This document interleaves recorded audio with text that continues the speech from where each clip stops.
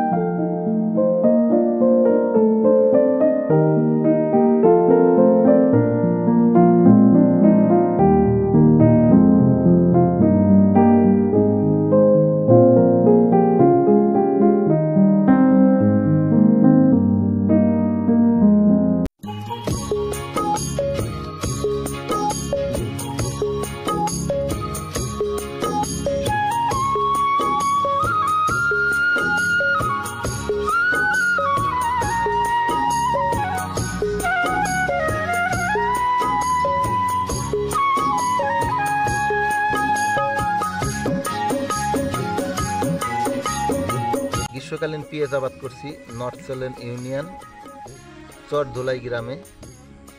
তাই এই পেঁয়াজ আবাদ করে যে অভিজ্ঞতা হলো তাতে মোটামুটি সামনেবার আশা করি এই অভিজ্ঞতা কাজে লাগালে মোটামুটি ফলন কাঙ্ক্ষিত ফলন পাবো এবং লাভবান হওয়ার সম্ভাবনা থাকবে।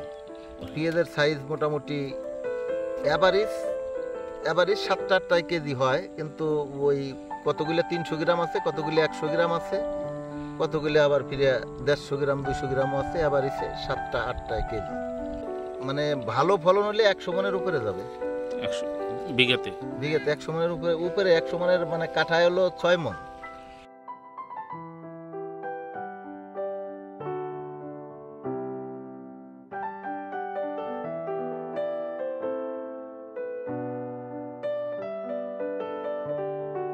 আপনার কাছে অভিজ্ঞতা কি বলে যে এটা নিয়ে আপনি কি আরো সামনে আগাবেন, প্ল্যান আছে এবং আসার সম্ভাবনা কি আছে?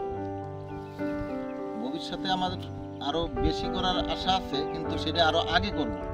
যে এবার করা আমাদের লেট হয়, এটা আমরা চাইছি মুড়ি কাটা যে পেঁয়াজটা আমাদের দেশে উঠে তার আগে যদি আমরা উঠিতে পারি এটা, তাহলে আমরা আরো দাম ভালো পাবো।